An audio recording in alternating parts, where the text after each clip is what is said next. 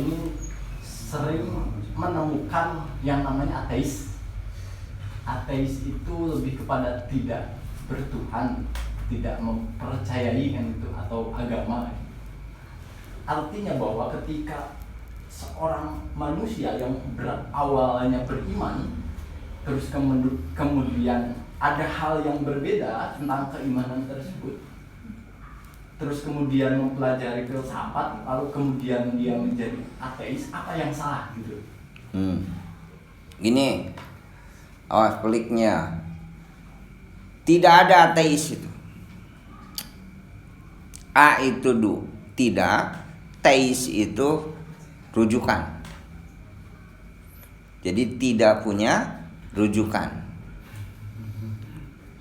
A itu tidak, teis itu rujukan. Lalu teis itu suka diterjemahkan Tuhan, berarti merujukna ke Tuhan. A teis, tidak bertuhan. Tapi sebetulnya mah tidak punya rujukan. Itu nggak ada. Ketika dia bilang begini, saya ini ateis, dia itu sedang merujuk pikirannya. Berarti punya teis. Teisnya itu apa? Akal dia. Ulangi ya. Saya ngomong begini, saya tidak bertuhan. Siapa itu Tuhan? Yang jadi rujukan. Yang maha kuasa. Nah itu Tuhan itu. Ketika saya bilang begini, saya tidak bertuhan. Tidak mungkin saya ngomong begitu kecuali ada sesuatu yang memaksa saya untuk ngomong begitu. Sesuatu yang memaksa saya itu adalah apa? Katakanlah akalnya. Berarti akalnya itu sedang memerankan sebagai Tuhan. Yang nyuruh ngomong saya tidak bertuhan. Ngerti kan? Makanya di Islam itu musyrik yang ada juga. Musyrik mah artinya itu menyekutukan Tuhan. Saya ateis, berarti dia itu sudah menuhankan akalnya. Tuhan sudah disekutukan dengan akalnya. Makanya nggak ada yang disebut ateis itu, goblok aja orang ngomong ateis itu. Di ruang sosiologi ngarah gampang, oh si itu ateis, maksudnya teh bertuhan pada akal. Secara filosofis tidak ada itu ateis. Ngerti tak? Ulangi ya. Siliurkan nih. Saya ngomong saya tidak bertuhan. Tidak mungkin saya ngomong begitu kecuali ada yang nyuruh saya untuk ngomong begitu. Yang menyuruh saya ngomong begitu itu adalah akal saya. Artinya saya itu menghamba kepada akal saya. Artinya saya itu menuhankan akal saya. Berarti dia punya nggak Tuhan? Punya. Apa itu? Akal. Lalu dia ngomong, saya ateis, goblok jelema geus buku Tuhan sia teh akal. Lalu dia ngomong saya tidak bertuhan, maksudnya itu Tuhan dalam orang-orang yang beragama. Yang gitu, dia nolak Tuhan yang ada dalam agama. Secara tidak sadar dia sedang menciptakan Tuhan yang baru, yaitu akalnya. Itu sebabnya di Quran mah disebutnya musyrik. Nggak ada ateis di Quran itu. Quran itu ada juga menyekutukan Allah. Berarti dia sudah menyekutukan Allah dengan akalnya. Ini mana yang ngomong saya ateis, sia musyrik dah. Berarti dia ngalahkeun akal, menuhankan akal. Sehingga akalnya nyuruh ngomong saya ateis. Ngerti? Saya tidak punya kekasih. Pengertian tidak punya kekasih itu, kekasih di batas. ruang sosiologi. Padahal mah dia itu punya kekasih. Apa itu kekasihnya? Nafsu manehna. Itu maksud saya. Ya. Jadi ada nggak ateis? Dia secara filosofis itu tidak ada yang namanya ateis. Namun secara sosiologi oke. Nah, lalu ada orang yang tidak mau beragama misal, lalu dia itu belajar filsafat. Kalau belajar filsafatnya benar, insya Allah dia akan beragama. Tapi kalau belajar filsafatnya itu benar, ya bisa jadi karena kita benar atuh. Kumaha ente diajar kedokteran, haik teh bener nyembuhkan tau jadi modal tes pasien. Gitu. Anda jangan salahkan filsafatnya dong. Anda salahkan orang yang mempelajarinya. Nggak bisa dong. Ngerti kan? Jadi Anda mau cari di sudut manapun, insya Allah filsafat itu sesuatu yang hebat. Bahkan saya berani ngomong nih, ilmu apapun itu netral. Jadi Anda tidak bisa menghukumi ilmu, nggak bisa. Yang dihukumi itu amal, bukan ilmu. Saya kasih contoh biar Anda lebih vulgar. Ilmu sihir. Mempelajari ilmu sihir haram atau tidak? Menurut saya, ya silakan saja Anda belajar ilmu sihir. Lamun Anda punya ilmu sihir terus membunuh orang lain, bukan ilmunya yang salah, tapi membunuhnya. Anda boleh belajar ilmu copet? Boleh. Anu ulah mah nyopetna. Ayeuna ge loba orang yang belajar ilmu agama dengan ilmu agama lalu pakai nipu batur. Lomba gak? Apakah ilmu agamanya yang salah? Enggak dong. Ilmu itu netral. Nih, gelas. Gelas itu mau pakai benar ya benar. Pakai maledog ente ya salah. Ilmu pun begitu. Ilmu pakai benar ya benar, pakai salah salah. Jadi ilmu apapun Anda pelajari, tong boro-boro ilmu filsafat, sihir ge sok tah ari hayang mah. Ngan lamun ilmu sihir dipakai ngabunuh batur, lain ilmu nu salah tapi ngabunuhna. Orang belajar ilmu fikih, dari belajar ilmu fikih lalu ngabobohong batur, lo betul? Apakah salah ilmu fikih? Nah, yang dihukumi haram dan terlarang itu bukan ilmunya tapi amal. Entak dulu itu sok aneh itu, beduk haram. Cek si beduk teh aing mah benda mati naon haram. Beduk dipakai bener ya benar, pakai salah ya salah. Gitar haram. Loh, cek si gitar teh nah ada aing mau labus ka surga, mau labus ka neraka. Gitar pakai bener ya bener, pakai salah ya salah. Jadi yang dihukumi itu bukan bendanya tapi amalnya. Bisa diterima? Nah, orang yang mempelajari filsafat insya Allah itu akan benar. Karena hakikatnya filsafat itu mempelajari alam semesta untuk merasakan kesempurnaan Allah. Namun akhirnya belajar filsafat terus jadi terbenar, nah itu mah korban filsafat. Berarti dia berfilsafatnya nggak benar gitu. Berfilsafatnya nggak benar. Oke, silakan. Menarik ya mengenai akal gitu.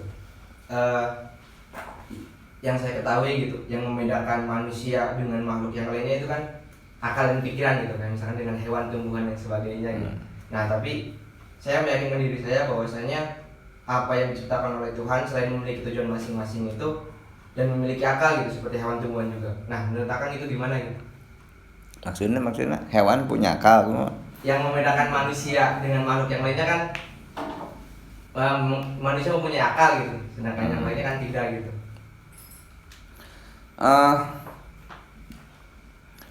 Yang membedakan Ini pertanyaan besar sebetulnya. Yang membedakan kita dengan makhluk lain itu apa? Kalau akal di sana adalah kesadaran, hewan juga punya kesadaran. Buktinya lamun edek di babuku ente kabur. Jadi kan dia sadar dengan dirinya. Kalau dia itu lapar, dia sadar bahwa dia itu lapar, maka dia mencari makan. Nah, itu kan hewan juga punya itu. Jadi kalau pengertian akal di sana adalah conscious, kesadaran, gitu. Hewan juga punya. Cuman problemnya adalah apakah kesadaran itu instinktif atau kesadaran itu akliyah, atau kesadaran itu instinktif atau kesadaran itu rasional. Contoh, ada laku-laku kita nih, di manusia ini sebetulnya hewaniah saja. Saya kasih contoh. Kalau Anda dipukul, sakit nggak? Sakit. Ketika Anda dipukul sakit, untuk merasakan sakit, Anda mikir dulu nggak? Nggak. Emangnya pas ditunggu kalau itu nyeri,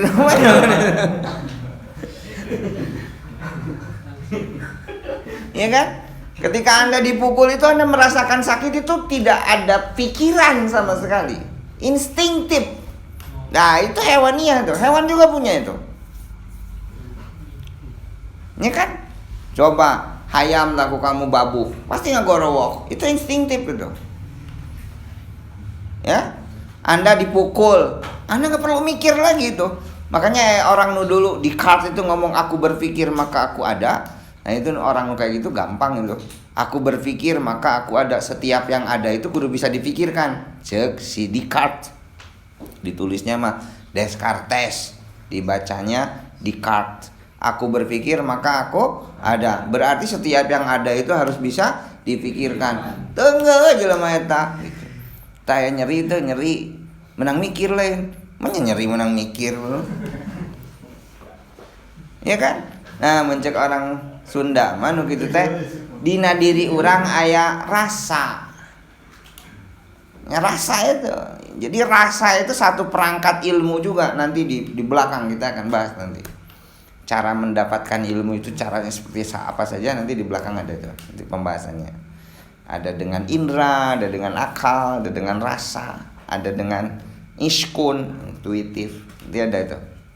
Nah, adapun yang membedakan manusia dengan binatang itu sebetulnya adalah perkembangan. Kalau bahasa sederhananya teknologi. Itulah yang membedakan kita dengan binatang. Coba hayam itu tiba heula kitu sugan bisa jadi bisa. Iya. Gitu aja terus.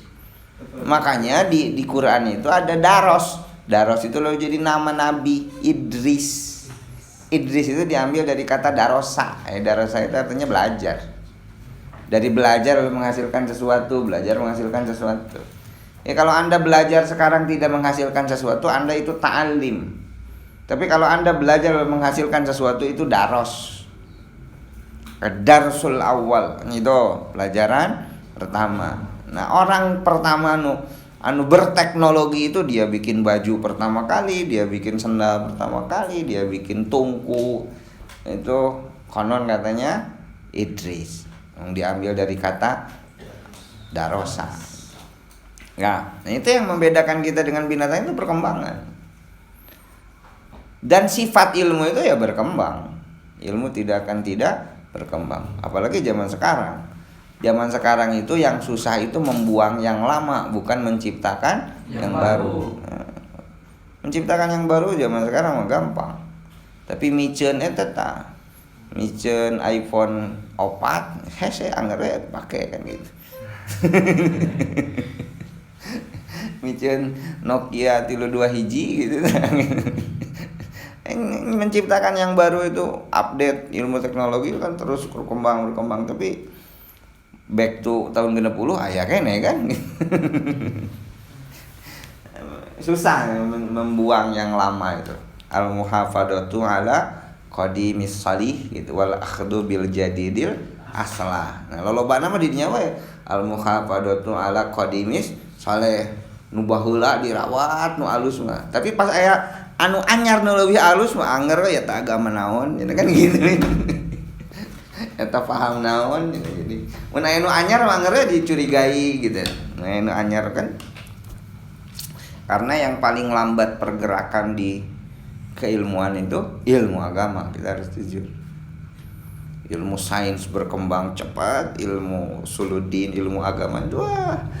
Karena mungkin urusanana jeung wahyu jadi loba mikir heula. Dah, silakan. Lene. Ya. Izin, seperti yang tadi disinggung bahwasanya ketika kita membenci sesuatu itu karena kita tidak tahu kan ya. Tapi kan ada satu kasus misalkan kita itu membenci karena kita sudah tahu itu bagaimana kan. Seperti halnya karena dalam konteksnya pacaran ya yang paling ini ya, yang paling sederhana itu ya. Ketika kita tahu bahwasanya beliau menjadi mantan, maka kita akan membencinya gitu kan. Nah itu itu bagaimana kan gitu. Kalau kita sudah tahu kemudian ada tingkah laku kebencian itu bagaimana kan. Eta mah nyeri hate we kan gitu. Eta mah nyeri hate we. Rasa amin lah gitu. Curhat itu bedanya. Begini ya. Ari kita benci itu manusiawi. Yang jangan itu mengekspresikannya. Kalau saya membenci si A itu manusiawi kok. Saya kasih contoh. Rasul itu seumur hidup dia itu tidak pernah senyum ke Hindun itu. Sampai Rasul wafat. Rasul itu tidak pernah senyum ke Hindun itu. Enggak pernah tuh sampai dia wafat itu. Nah, satu ketika Rasul masih hidup, Hindun itu datang ke Aisyah. Lalu ke Sayyidah Aisyah radhiyallahu anha, Hindun bilang begini, "Kenapa suami Anda Muhammad Rasulullah tidak mau senyum ke saya? Jangankan menyapa, senyum pun tidak." Nah, lalu Aisyah itu datang ke Rasul. "Rasul, kenapa Anda tidak mau senyum ke Hindun?" Nah, Rasulullah menjawab, "Kalau saya melihat Hindun, saya itu melihat kelakuan Hindun ketika memutilasi paman saya di Uhud, Sayyidina Hamzah itu, yang dibunuh oleh Hindun. Itu dibunuh di depan mata Rasulullah oleh Hindun itu. Nah, kalau melihat Hindun setelah perang Uhud, lalu 3 tahun kemudian Hindun masuk Islam. Nah, setelah masuk Islam, Rasul kalau melihat Hindun itu selalu saja terbayang ketika dia memutilasi. Ngerti maksud saya? Nah, kalau Hindun dilihat oleh Rasul, selalu saja terbayang itu. Nah, lalu kata Aisyah, "Kalau begitu Anda tidak memaafkan dia." "Saya memaafkan. Buktinya saya memaafkan, saya tidak mencelakakannya." Assalamualaikum. Ustaz, punten teh mau keluar arok. Iya, sob. Assalamualaikum.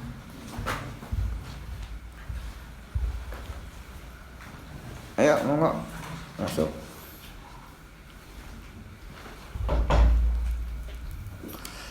Nah, ketika Rasul ditanya oleh Hindun itu, oleh Aisyah itu, "Kalau begitu Anda tidak memaafkan?" Kata Rasul, "Saya memaafkan." Apa buktinya Rasul memaafkan? "Saya tidak punya maksud mencelakakannya."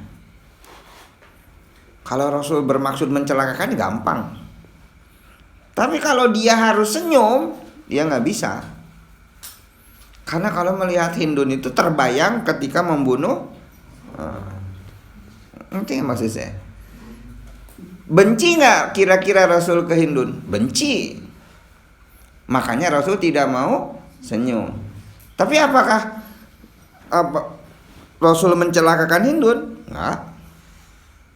Nawaf punya mantan, benci, wajar itu. Anu ulah mah ku aing sia, nah gitunya. Nah. Ada ekspresinya itu tuh. Anu ulah, ari nyeri hati mah ya wajar itu, nyeri hati mah. Ngerti kan maksudnya ya? Jadi apa ya? Kebencian itu manusiawi lah, ya manusiawi. Anu ulah mah mengekspresikannya. Kene makan hati we terus itu nggak apa-apa. Rasul juga kan makan hati itu. Kalau kalau kasus itu ada di saya, paman saya misal dimutilasi oleh orang, jika nama kudu ya nampilin ngerasa kalimat jika nanti kan gitu. Paman saya gitu. Itu Rasul kan enggak tuh. Dia benar-benar makan hati itu. Walaupun dipaksa untuk senyum, Rasul nggak bisa. Padahal Hindu sudah tiap hari ngirim kurma, ngirim makanan, ngirim gandum ke Rasul. Rasul nggak pernah senyum. Ya itu bahwa agama itu tidak ada paksaan, la ikraha fiddin. Ya teu bisa gitu. Semisal Nawab sakit hati ku mantan misal, nyeri hati keneh gitu. Lalu panggil hei kudu seuri, da seurina ge jadi seuri aneh.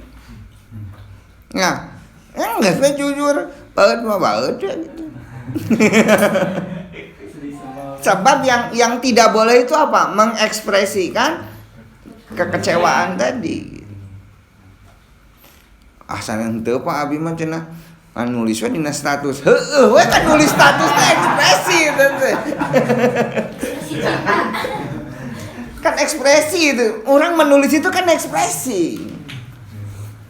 Mewakilkan kepada dia. Kalau sebatas di dalam hati saja no problem. Sekali lagi, sepanjang hidupnya Rasul tidak pernah senyum kepada Hindun. Makanya ketika Rasul wafat, yang paling berduka, yang paling sedih itu Hindun. Karena bayangkan saja hidup bersama Rasul tapi tidak pernah diberikan senyum. Siksaan berat itu. Siksaan berat itu. Oke, nanti kan Kang, sebelum ini kan ada sesuatu hal yang menarik juga sebetulnya bicara mengenai kesempurnaan kasih sayang. Itu kan kalau misalkan konteks hari ini ada sebuah lagu yang mengatakan, ada sebuah lagu tentang Aisyah istri Rasulullah kan gitu. Oh iya. Itu seolah-olah menggambarkan bahwa Nabi itu romantis gitu. Kalimat yang bikin anak muda tertarik itu kan, hingga Nabi minum di bekas bibirmu, terus kemudian ketika Nabi capek berbaring di pundaknya, jilbab gitu, seolah-olah itu hal yang kemudian ekspresi seorang Nabi gitu loh. Apakah kisah itu benar? Gini ya, itu kan karya seni, karya seni mah anu salah mah otak entena itu. Jadi anu salah mah pikiran kita yang terlalu buas memahami itu. Itu biasa saja kalau menurut saya itu. Biasa saja. Karena apa? Rasul juga manusia. Bahkan manusia ana basarum mislukum. Rasul manusia seperti kita gitu. Walaupun secara ukuran basariah juga nggak akan ada yang kuat seperti Rasul itu kayaknya. Karena istri-istri Rasul itu semuanya ya orang-orang tua semua itu. Ingat, pertama itu Rasul sebelum nikah sama Khadijah ya, seusia kamu lah gitu ya kira-kira. Dia itu mencintai Fakhitah binti Abi Thalib. Jadi Rasul itu mencintai seorang perempuan, putrinya Abi Thalib, kakaknya Sayyidina Ali. Dan Rasul ditolak. Jadi kalau Anda ditolak itu sunnah Rasulullah.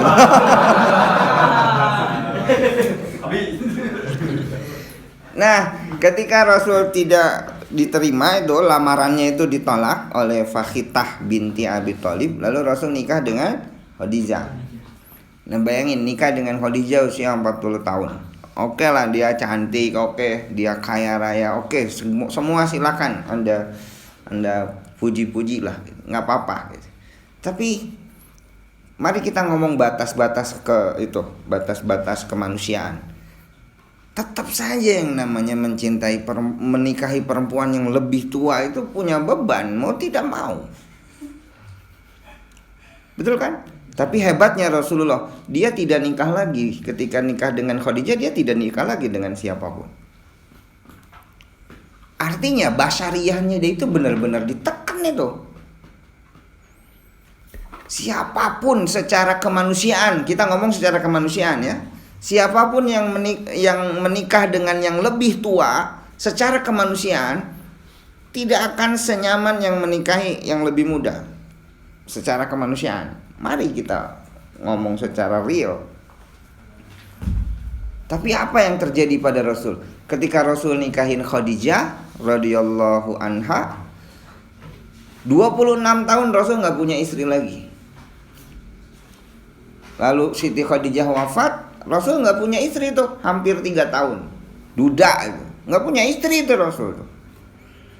Lalu dia menikah lagi. Nah ini menikah lagi Rasul itu semuanya menolong, karena itu janda-janda tua semua. Saudah binti Jam'ah, Barkah Ummi Aiman, Ummu Salamah, terus Sofia binti Huyai. Semua istri Rasul itu janda semua dan tua. Adapun Rasul menikahi Aisyah itu konteksnya adalah ketika kaum perempuan datang ke Siti Aisyah, datang ke Rasulullah, lalu bertanya tentang keperempuanan. Dan ketika Rasul mau menjawab, dia malu karena jorok. Dia malu. Lalu kata Jibril, Anda nggak bisa begini, ini agama, Anda harus sampaikan. Tetap saja Rasul kalau ada yang nanya masalah gimana cara mandi besar, gimana cara doa jinabah, gimana cara membersihkan maluan perempuan, Rasul itu malu kalau mau bercerita itu. Wajahnya itu merah. Akhirnya kata Jibril, Anda gak bisa begini, Anda harus nikahin perempuan muda yang bisa menyampaikan pesan-pesan agama. Menikahlah Rasul dengan Aisyah. Dan dari lisan Aisyah lah nanti kita tahu bagaimana doa senggama, bagaimana mandi perempuan, bagaimana istihadah, bagaimana haid. Nanti dari lisan Aisyah. Coba kalau Rasul tidak nikahin Aisyah, kayak apa itu kaum muslimat sekarang? Ya bukan muslimat NU lah. Katanya tidak mas. Jadi kebutuhannya clear kalau Rasul nikah dengan Aisyah itu bukan syahwat, bukan. Tapi kebutuhannya agama. Nah kalau saya misal nikahin perempuan 17 tahun ya apa? Kebutuhannya lah selain nafsu. Makanya entong, wah Rasul oge, lu juga Rasul oge gitu. Ngerti maksud saya? Sunnah Rasul itu susah. Kata siapa? Susah. Pipin misal tiap malam sholat tahajud, misal gitu. Pipin pungal penting tahajud terus. Lalu setelah dia rajin tahajud, Pipin merasa saya sudah melaksanakan sunnah Rasul. Wah jauh kene tuh. Rasul itu sholat malam kakinya bengkak. Kalau Anda sholat malam lalu kaki sudah bisa sampai bengkak, ya baru Anda itu sunnah Rasul. Ngerti maksud saya? Komo. Amun ente tukang sujud terus ieu hideung mau ngangan obat leungitkeun. Nah. Tapi hari istri mata hidup deh katanya salah. Ya kalau ada bekas-bekas ibadah gitunya lalu berbekas leungitkeun lah gitu. Nah lamun santri mah biasana teh bekasna teh tadi dina muncangan. Gara sila wae kan.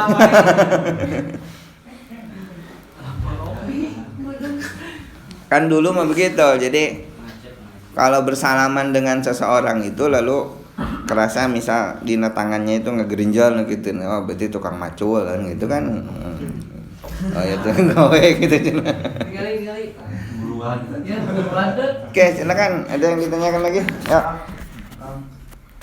Tadi berbicara dengan filsafat karena memang di filsafat tujuan nanti pada nama kedamaian, tapi banyak oke memang ahli filsafat teh misalkan di orang misalkan bahkan setelah belajar teh kita menemukan ketidaksukaan. Kalau tadi berbicara tentang kebencian teh tidak boleh diungkapkan, kalau ketidaksukaan mungkin atau ketidaksepakatan itu boleh diungkapkan. Misalkan ya orang tidak sepakat dengan keputusan wali kota misalkan. Nah kan kita selalu mengungkapkan. Berarti apakah itu bentuk ketidaktahuan atau bentuknya seakan-akan atau misalkan setiap ketidaksukaan atau setiap kebencian kita mengungkapkan, jadi dianggap kurang berilmu menurutnya, itu sampai tapi bisa anggap habis sampai gitu. Gini, itu mah masuknya nanti kalau filsafat itu intellectual game, pikiran, cara berpikir. Kalau sudah masuk tindakan itu baru ngomong fikih aplikatif, dakwah kan gitu. Nah sebetulnya mah ya konteksnya amar ma'ruf nahi mungkar. Amar nyuruh, ma'ruf kebaikan, ya nyuruh kebaikan. Apa itu ma'ruf? Ma'ruf itu kebaikan yang sesuai dengan syariah. Kebaikan kita yang kebaikan tradisional yang sesuai dengan syariah, itu ma'ruf. Nah, nahi munkar, nah biasa nama ngeritik itu disebutnya nahi munkar. Cuman nahi munkar juga harus dengan ma'ruf. Ya nggak bisa dong Anda nahi munkar dengan munkar. Ya. Pasti nahi munkar itu harus dengan ma'ruf. Kalau Anda tidak sepakat wali kota, ya pakailah cara-cara yang ma'ruf. Nah, itu filsafat justru. Sebab yang berpikir itu tidak akan mengungkapkan ketidaksukaan, ketidaksepakatan dengan cara munkar. Pasti dengan cara ma'ruf. Kan kalau filsafat sama ilmu mantik itu hampir sama atau emang sama? Perangkat filsafat salah satunya mantik. Ini filsafat itu nanti banyak, ada mantik, ada akhlak, ada estetika gitu. Itu masih filsafat. Logika, mantik, etika sama estetika. Itu semua filsafat. Di filsafat nanti punya cabang-cabang. Salah satu cabangnya yang paling pokok itu 3 tadi. Logika sama dengan mantek, etika sama dengan akhlak gitu. Lalu estetika, jamaliyah sama jalaliyah. Itu nantilah gitu. Kita tadi baru sampai bahas bahwa filsafat itu sah secara syar'i gitu. Bedakan dong antara filsafat dan filosof. Bedakan dong antara Islam dan Muslim. Kan beda tuh. Makanya Muhammad Abduh bilang Islam itu tertutup oleh orang Islam, gitu kan gitu. Secara konsep, secara teori Islam itu agama terbaik. Secara umat, Islam itu umat terburuk kan gitu. Secara teori santri nu paling jago ngomong kebersihan, an-nadhofah minal iman. Secara real santri nu paling dorong kan gitu. Kan beda kan? Ya. Makanya beda kan dong antara agama dan orang beragama. Antara mahasiswa dan orang yang disebut mahasiswa. Mahasiswa itu secara konsep kan luar biasa itu. Mahasiswa, siswa yang maha. Untung tentu maha kuasa gitu. Ini kan mahasiswa. Jadi kalau Anda belajarnya masih gaya-gaya SMA, nah, lain mahasiswa tuh. Ya maha itu ya harus ada lebihnya dah dikit lah gitu. Kan mahasiswa. Makanya kan untung tuh disebut maha otoriter juga kan gitu. Oke, silakan. Ada lagi? Apa? Ya, mau ngumpul.